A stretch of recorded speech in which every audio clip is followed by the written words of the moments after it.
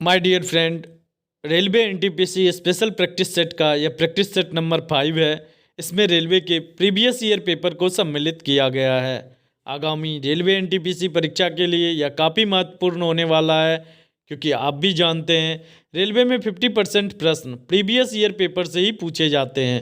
आज तक रेलवे ने जितने भी ऑनलाइन सीबीटी एग्ज़ाम लिए हैं, चाहे वह लोको पायलट का हो, एनटीपीसी का हो या फिर आरपीएफ का हो, मेरा लक्ष्य उन सभी प्रश्नों को संकलित कर आप तक पहुंचाना है। वैसे भी जीके जीएस के प्रश्न तो हर लेवल पर सेम ही होते हैं और वो बार बार रिपीट भी होते हैं। तो आपसे मेरा अनुरोध है कि अगर आप चैनल पर नए हैं या अभी तक आपने चैनल को सब्सक्राइब नहीं किया है तो कृपया चैनल को सब्सक्राइब कर लें, नोटिफिकेशन बेल को दबा लें। मेरे साथ वीडियो के लास्ट तक बने रहिए।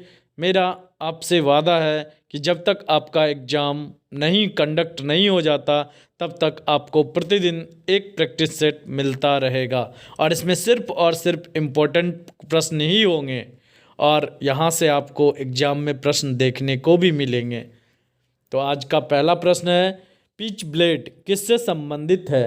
पहला ऑप्शन रेडियम, दूसरा यूरेनियम, तीसरा थोरियम, चौथा प्लूटोनियम। सही आंसर होगा यह यूरेनियम से संबंधित है। पिंच ब्लेड यह एक अयस्क का नाम है और यह यूरेनियम धातु का अयस्क है, यानी आपका सही आंसर होगा बी नंबर।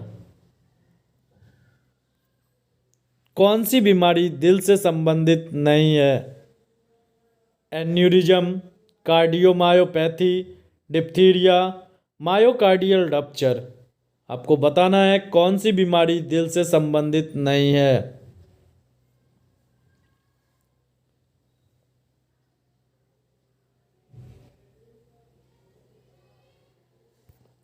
यहाँ पे सही आंसर होगा सी नंबर, यानी डिप्थीरिया बीमारी जो है यह दिल से संबंधित नहीं है, जबकि अन्य सभी बीमारी एन्यूरिज्म, कार्डियोमायोपैथी, मायोकार्डियल रप्चर ये सभी दिल से संबंधित बीमारी है। डिप्थीरिया के लिए डीपीटी का टीका लगाया जाता है। कार्डियो वर्ड हृदय से ही संबंधित होता है। आईसीटी किसका संक्षिप्त नाम है? International communication technology, intelligence communication technology, interstate communication technology, information and communication technology. In practice set में इवन मैंने ऑप्शन को भी चेंज नहीं किया है, जो एग्ज़ाम में आए हैं सेम वही ऑप्शन मैंने भी रखा है।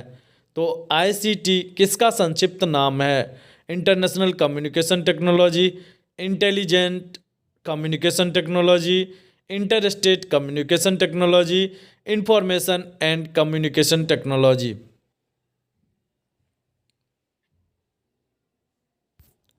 यहाँ पे आपका सही आंसर होगा डी नंबर। आईसीटी का फुल फॉर्म होता है इंफॉर्मेशन एंड कम्युनिकेशन टेक्नोलॉजी। आई से इंफॉर्मेशन, सी से कम्युनिकेशन, टी से टेक्नोलॉजी, यानी आईसीटी का फुल फॉर्म होता है information and communication technology. D number आपका सही आंसर होगा। निम्नलिखित में से कौन सा एक क्षारीय अल्कलाइन नहीं है? दो तरह का होता है, एक बेसिक जो क्षारीय होता है अल्कलाइन होता है, एक एसिडिक होता है। तो आपको बताना है कौन सा क्षारीय नहीं है। पहला option sodium, potassium, lithium, sulphur.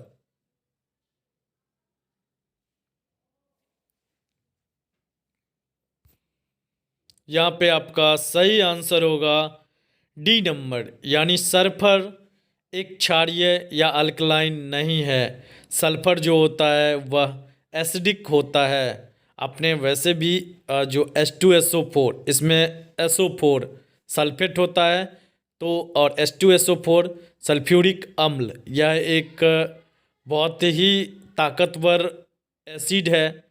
तो यहाँ से भी आप दिमाग लगा सकते थे कि सल्फ़र वर्ड जिसमें होगा वह अगर एसिडिक है तो सल्फ़र भी क्या होगा? एसिडिक ही होगा। जबकि अन्य सभी सोडियम, पोटेशियम, लिथियम ये सभी क्षारीय पदार्थ हैं। एनजीटी का पूरा नाम क्या है? National geographical TV television, national green transport, national green trust, national green tribunal. आपको आंसर देना है एनजीटी का पूरा नाम क्या है।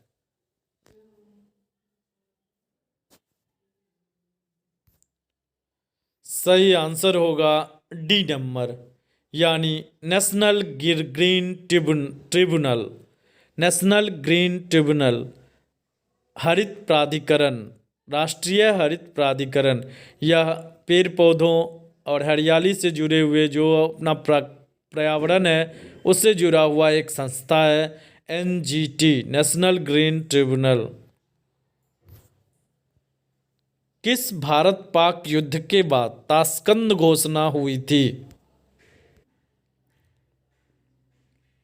पहला ऑप्शन है 1947, 1965, 1971 या फिर 1999।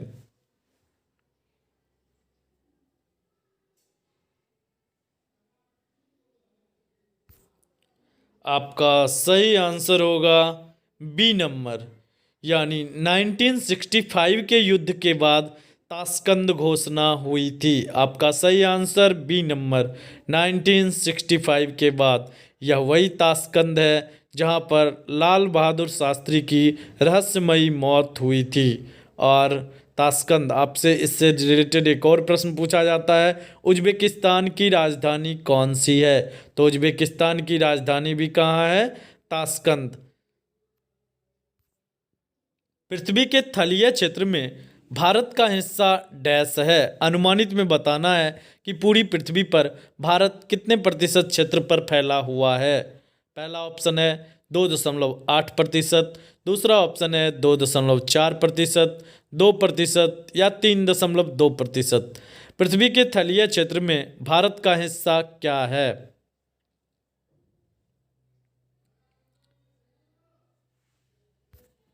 सही आंसर होगा बी नंबर, यानी पृथ्वी का जितना स्थलीय क्षेत्र है उसमें भारत 2.4% हिस्सा भारत का है। यानी आपका सही आंसर होगा बी नंबर, 2.4% पृथ्वी के तलीय क्षेत्र में भारत का हिस्सा है।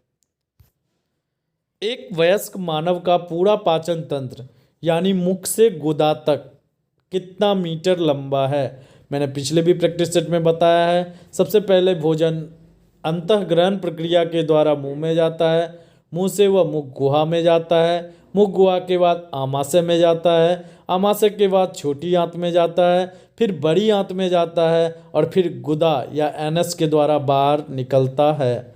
तो ये पूरी प्रक्रिया होती है। आपसे यहाँ पे एक प्रश्न पूछा गया है, पूरा पाचन तंत्र मुख से लेकर गुदा तक कितना मीटर लंबा है?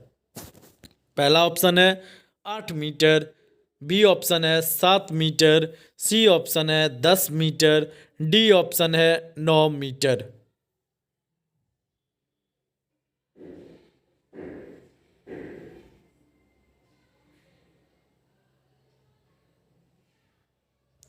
सही आंसर होगा डी नंबर, यानी एक वयस्क मानव का जो पूरा पाचन तंत्र होता है यानी मुख से गुदा तक कितना मीटर लंबा होता है? तो वह 9 मीटर लंबा होता है। यानी डी नंबर आपका सही आंसर होगा। चलती लिफ्ट में व्यक्ति के वजन पर क्या असर होता है? अगर लिफ्ट चल रही है तो उसमें खड़े व्यक्ति के वजन पर क्या असर होता है? पहली बात, बढ़ जाएगा, दूसरा घट जाएगा, तीसरा भार नहीं बदलेगा, चौथा बढ़ या घट सकता है।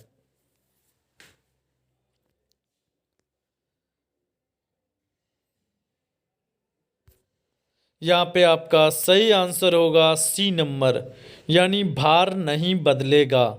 मैं आपको बता दूं, वजन और भार में अंतर होता है। अगर आपका वजन 50 केजी है तो आपका भार 500 न्यूटन होगा, क्योंकि आप जानते हैं जो पृथ्वी का गुरुत्वाकर्षण जी का मान होता है वह 9.8 या अप्रॉक्स 10 माना जाता है। तो जब भी वजन किसी व्यक्ति का पूछा जाता है तो जो उसका एक्चुअल वजन होता है, जो उसमें द्रव्यमान होता है, उसे ही हम वजन कहते हैं। और जब भार पूछा जाता है तो उसको हम 10 से मल्टीप्लाई करते हैं। तो यहाँ पे व्यक्ति का भार जो होगा वह नहीं बदलेगा, चाहे एक्सेलरेटेड बॉडी हो या ना हो। तो चलती लिफ्ट में व्यक्ति का जो भार होगा वह सेम ही रहेगा। द्वितीय विश्व युद्ध में दुश्मन की पनडुब्बियों को ट्रैक करने के लिए विकसित प्रौद्योगिकी कौन सी थी?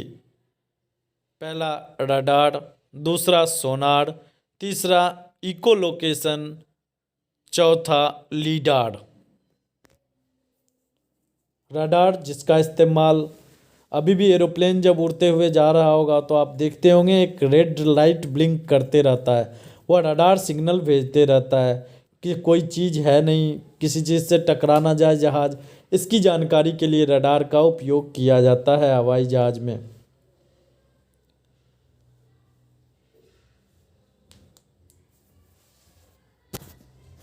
सही आंसर होगा बी नंबर, यानी द्वितीय विश्व युद्ध में दुश्मन की पनडुब्बियों को ट्रैक करने के लिए जो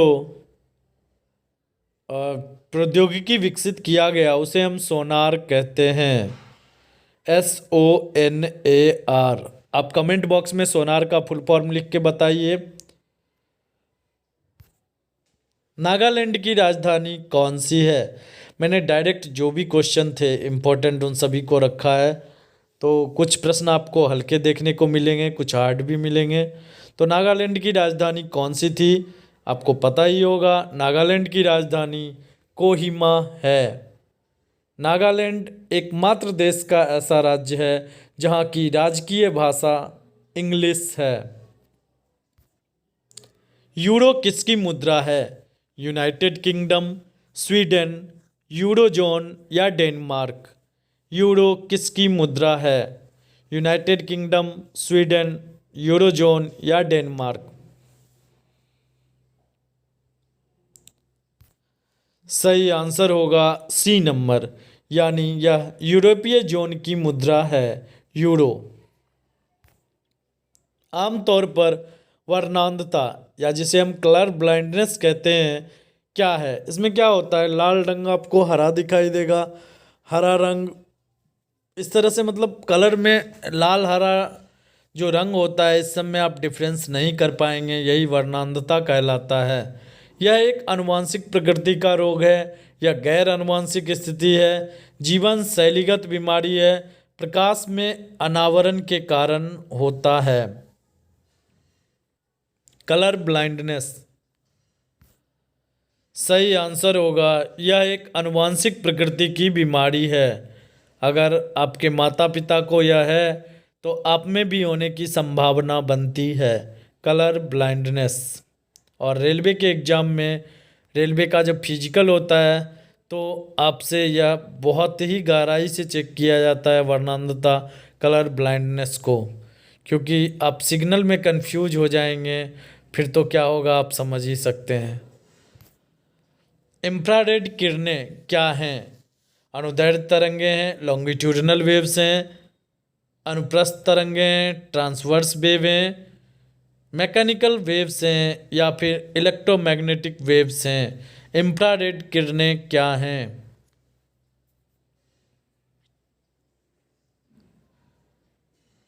सही आंसर होगा डी नंबर, इंफ्रारेड किरणें।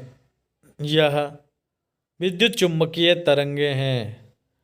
अगर आपसे पूछा जाए ध्वनि तरंगे किस तरह की तरंगे हैं तो वह अनुदैर्ध्य तरंगे हैं, यानी लॉन्गिट्यूडिनल वेव्स हैं। अगर आपसे पूछा जाए लाइट कैसा तरंग है, लाइट कैसा वेव है, तो लाइट जो होता है, जो प्रकाश तरंगे होती है, वह भी अनुप्रस्थ तरंगे होती है, यानी अनुदैर्ध्य तरंग साउंड, अनुप्रस्थ तरंग लाइट, और इंफ्रारेड किरणें जो भी होती हैं वह इलेक्ट्रोमैग्नेटिक वेव्स होती हैं। निम्नलिखित में से कौन सा इस समूह से संबंधित नहीं है? पांडा ग्लोबल, रैबिट, एवास्ट, कैस्पर्स काय?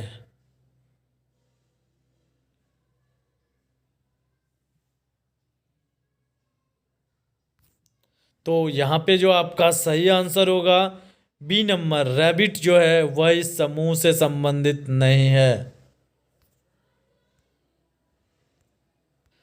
राज्यसभा को डैश नाम से भी जाना जाता है। पहला ऑप्शन विधान परिषद, दूसरा वरिष्ठ सदन या सीनियर हाउस, तीसरा अपर हाउस, चौथा निम्न हाउस।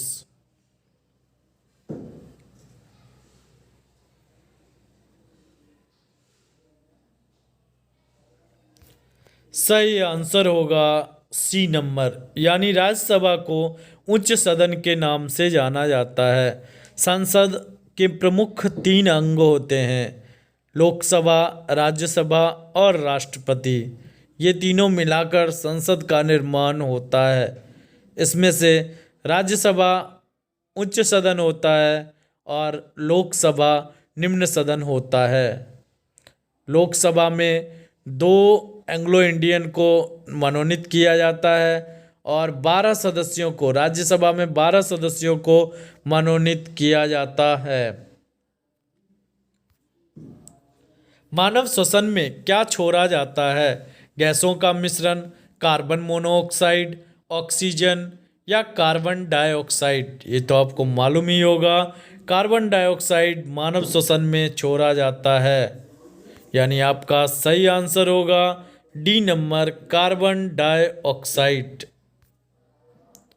स्टेनलेस स्टील क्या है? यौगिक, मिश्रण, तत्व या फिर मिश्र धातु, जिसे हम एलॉय कहते हैं।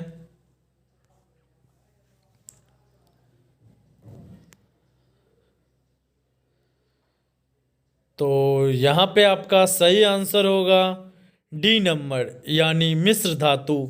स्टेनलेस स्टील मिश्र धातु है। लोहा, क्रोमियम और निकेल के मिलने से स्टेनलेस स्टील का निर्माण होता है, जिसके बर्तन आज आपके घर में पाए जाते हैं और वह लोहा से काफ़ी मजबूत और जंगरोधी होता है। सिंधु घाटी सभ्यता की सबसे महत्वपूर्ण विशेषता क्या थी? वस्तु विनिमय प्रणाली, स्थानीय परिवहन प्रणाली, ईंट के बने भवन, प्रशासनिक प्रणाली। आपको पता ही होगा सिंधु घाटी सभ्यता एक नगरीय सभ्यता थी। आप यहां से भी आंसर बता सकते हैं। तो सही आंसर आपका होगा सी नंबर, यानी पक्के ईंट के बने हुए भवन सिंधु घाटी सभ्यता में देखने को मिले हैं।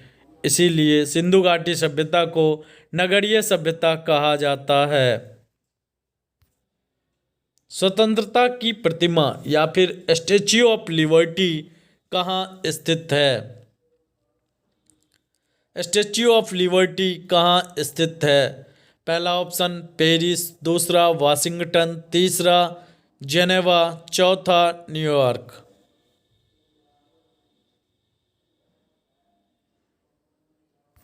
यहाँ पे आपका सही आंसर होगा डी नंबर।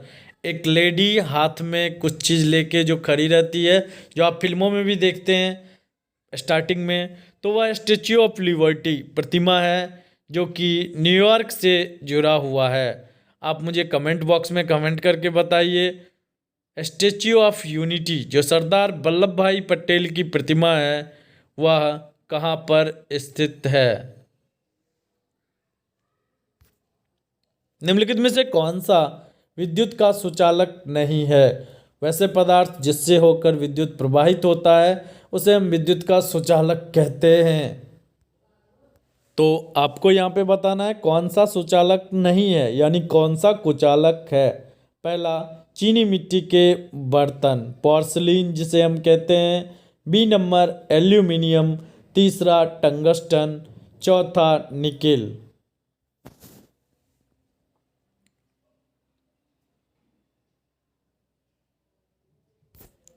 सही आंसर होगा ए नंबर, यानी पोर्सिलीन जो कि चीनी मिट्टी के बर्तन होते हैं वह विद्युत का सुचालक नहीं होता है।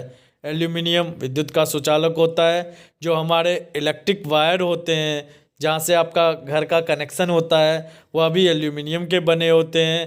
टंगस्टन, इसका विद्युत फिलामेंट में इस्तेमाल किया जाता है। निकेल, यह भी विद्युत का सुचालक होता है।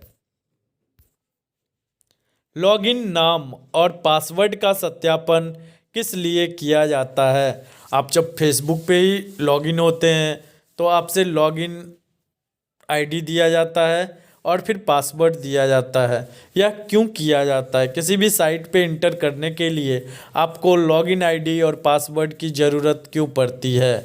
पहला, उपयोगकर्ता के प्रमाणन हेतु। दूसरा, उपयोगकर्ता के पुनः पुष्टिकरण हेतु। तीसरा, उपयोगकर्ता को औपचारिक पहुंच उपलब्ध कराने हेतु। चौथा, लॉगिन की औपचारिकता पूरी करने हेतु। यहाँ पे आपका सही आंसर होगा उपयोगकर्ता के प्रमाणन हेतु। आप सही आदमी हैं या नहीं जो लॉगिन कर रहे हैं, तो इसके लिए ही उपयोगकर्ता के प्रमाणन के लिए ही लॉगिन और पासवर्ड दिया जाता है। खजुराहो के स्मारक कहाँ पाए जाते हैं? पहला ऑप्शन महाराष्ट्र, दूसरा ऑप्शन बिहार, तीसरा ऑप्शन मध्य प्रदेश, चौथा गुजरात। तो आपको बताना है कि खजुराहो के स्मारक कहाँ पाए जाते हैं।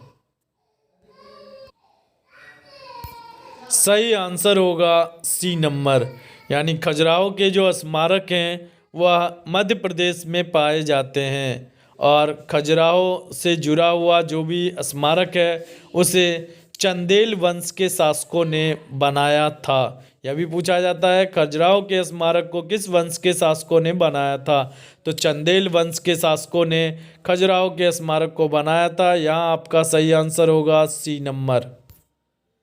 डैश आग को बुझाता है? Oxygen O2, B number CO2 carbon dioxide, C number SO2 sulphur dioxide, D number NO2 nitrogen dioxide. कौन सा आग बुझाने के काम में आता है?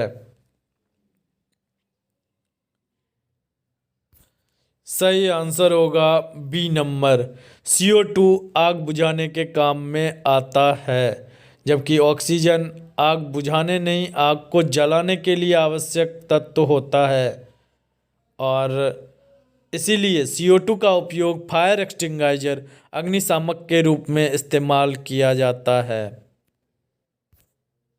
एक जनरेटर डैश रूपांतरित करता है?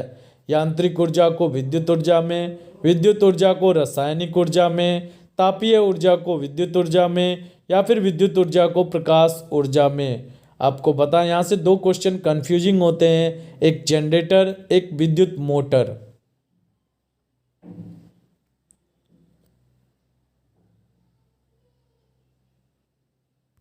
सही आंसर होगा ए नंबर, यानी जनरेटर जो होता है, आप अगर गांव घर में देखे होंगे शादी विवाह के समय में जब इलेक्ट्रिक एनर्जी नहीं रहता है तो वैसे कंडीशन में जनरेटर चलाया जाता है और जनरेटर में यांत्रिक ऊर्जा को वह विद्युत ऊर्जा में कन्वर्ट करता है।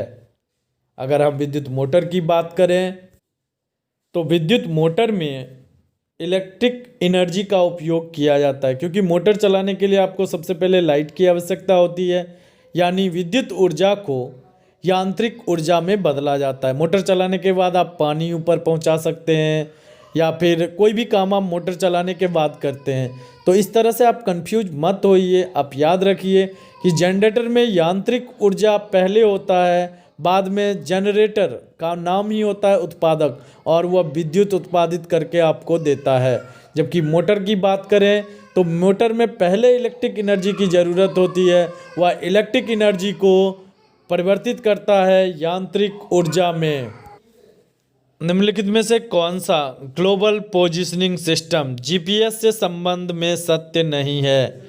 GPS जो आप यूज करते हैं ग्लोबल पोजिशनिंग सिस्टम, आपको इसका फुल फॉर्म भी पूछा जा सकता है। GPS का फुल फॉर्म क्या है? क्योंकि रेलवे NTPC परीक्षा में अक्सर देखे गए हैं प्रौद्योगिकी से रिलेटेड अधिकतर प्रश्न पूछे गए हैं।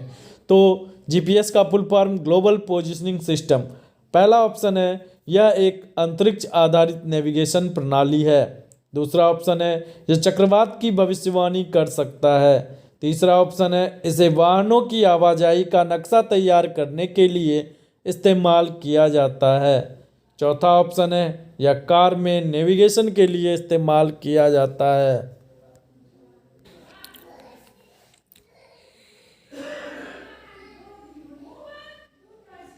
सही आंसर होगा बी नंबर, यानी यह चक्रवात की भविष्यवाणी नहीं करता है, जबकि अन्य सभी कार्य जीपीएस के द्वारा संपादित होता है। जो पहला ऑप्शन है यह सही है, यह एक अंतरिक्ष आधारित नेविगेशन प्रणाली है, यह बात सही है। दूसरा जो है इसे वाहनों की आवाजाही का नक्शा तैयार करने के लिए इस्तेमाल किया जाता है। हाँ, हम लोग जीपीएस का जब हम गूगल मैप यूज करते हैं तो सबसे पहले आपका लोकेशन ऑन करने के लिए बोलता है, तो फिर वह जीपीएस से कनेक्ट हो जाता है। तीसरा जो है और लास्ट जो है यह कार में नेविगेशन के लिए इस्तेमाल किया जाता है, यह भी बात सही है। सिर्फ बी नंबर गलत है, यह चक्रवात की भविष्यवाणी कर सकता है, यह बात गलत है। लोसोंग त्यौहार कहाँ लोकप्रिय है? यह बहुत ही फेमस त्यौहार है, कितनी बार एग्जाम में पूछा गया है। लोसोंग त्यौहार कहाँ का लोकप्रिय त्यौहार है? पहला ऑप्शन हिमाचल प्रदेश, दूसरा सिक्किम, तीसरा अरुणाचल प्रदेश और चौथा ऑप्शन त्रिपुरा।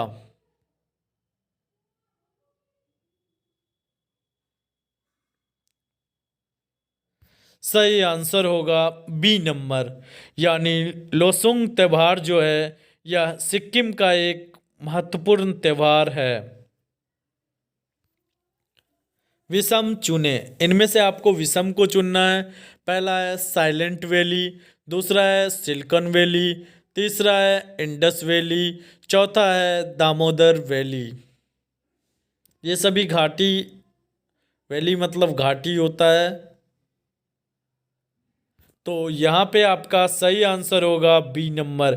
बी नंबर अन्य सभी से रिलेटेड नहीं है, अन्य सभी नदी घाटी परियोजना से संबंधित है। इंडस वैली सिंधु घाटी, दामोदर वैली दामोदर घाटी परियोजना, साइलेंट वैली जो कि केरल में है, और सिलिकॉन वैली या बेंगलुरु जिसे हम सिलिकॉन वैली के नाम से जानते हैं, आईटी सेक्टर में फेमस होने के कारण बेंगलुरु को सिलिकॉन वैली कहा जाता है।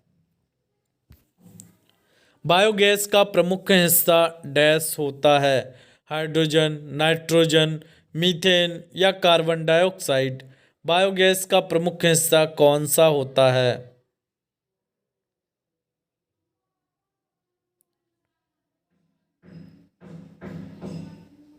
सही आंसर होगा सी नंबर। बायोगैस का जो मुख्य घटक होता है वह मीथेन ही होता है। तो सी नंबर आपका सही आंसर होगा।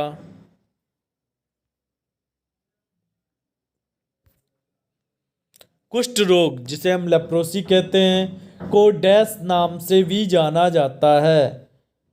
एनी एंजाइना, पहला ऑप्शन है एंजाइना, दूसरा है हैंसेन रोग, तीसरा है गॉचर डिजीज, चौथा है हॉजकिन डिजीज।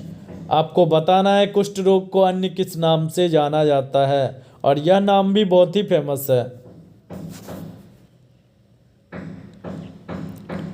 तो आपका यहाँ पे सही आंसर होगा बी नंबर। वह ग्रीन हाउस गैस कौन सी है जिसे हंसाने वाली गैस भी कहा जाता है?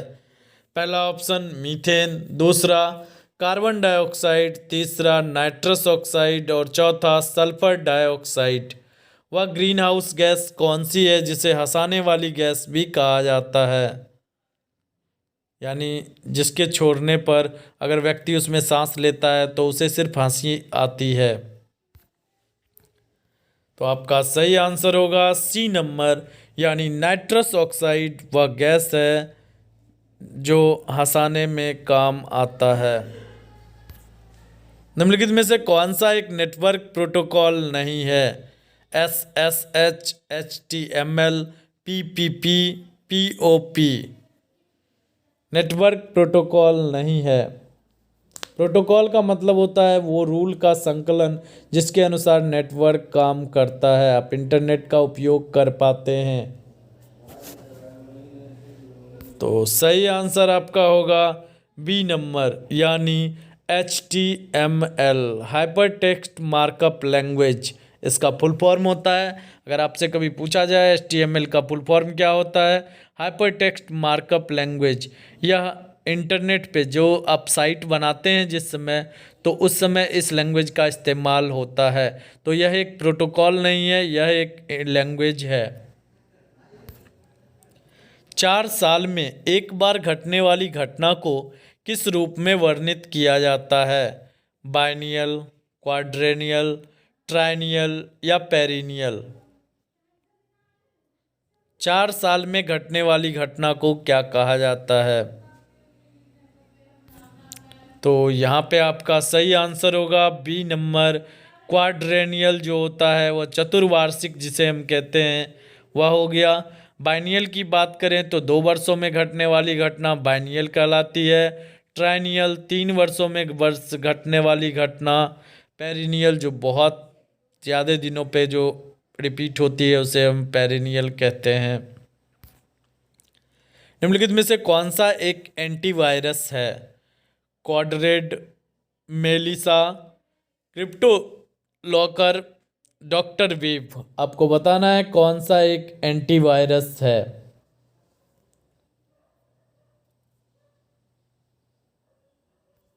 सही आंसर होगा डी नंबर, यानी डॉक्टर वेव एक एंटीवायरस है, जबकि अन्य सभी एंटीवायरस का नाम नहीं है।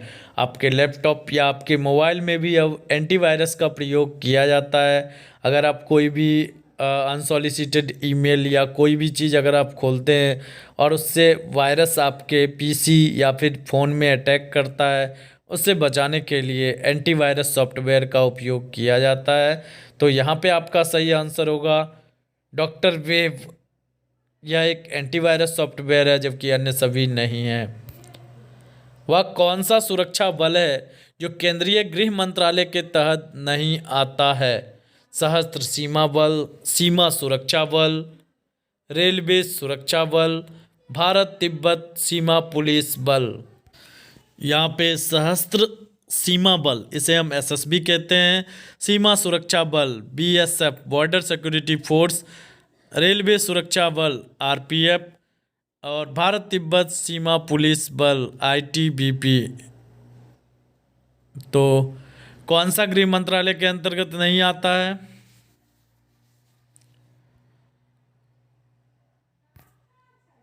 सही आंसर होगा सी नंबर, यानी रेलवे सुरक्षा बल। यह RPF गृह मंत्रालय के अंतर्गत ना आके या रेलवे मंत्रालय के अंतर्गत आता है।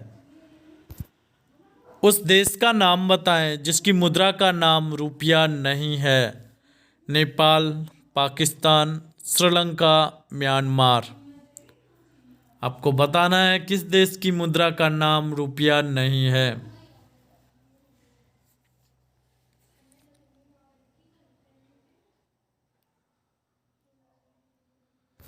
सही आंसर होगा डी नंबर, यानी म्यांमार की मुद्रा का नाम रुपया नहीं है, जबकि अन्य सभी देशों की मुद्रा का नाम रुपया है। नेपाल का भी रुपया है, पाकिस्तान का भी और श्रीलंका का भी रुपया है। म्यांमार की मुद्रा का नाम क्यात है। 1929 के सविनय अवज्ञा आंदोलन का उद्देश्य क्या था? ब्रिटिश सरकार के आदेश की संपूर्ण अवज्ञा, चौरा चौरी की घटना का विरोध, ब्रिटिश सरकार के आदेश की आंशिक अवज्ञा या सुनिश्चित करना कि सभी नागरिकों को उनके नागरिक अधिकार सरकार द्वारा दिए जाए। सविनय अवज्ञा आंदोलन नाम से ही क्लियर है, विनय के साथ अवज्ञा करना, बात को नहीं मानना, ऐसा आंदोलन।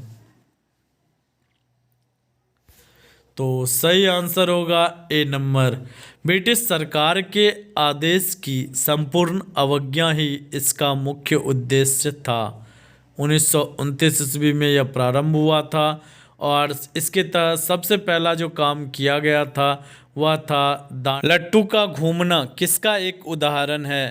केंद्राभिमुख बल, सेंट्रीपिटल फोर्स, के सेंट्रीफ्यूगल फोर्स, के अपकेंद्री बल, गुरुत्वाकर्षण बल, ग्रेविटेशनल फोर्स, या फिर घर्षण बल, फ्रिक्शनल फोर्स।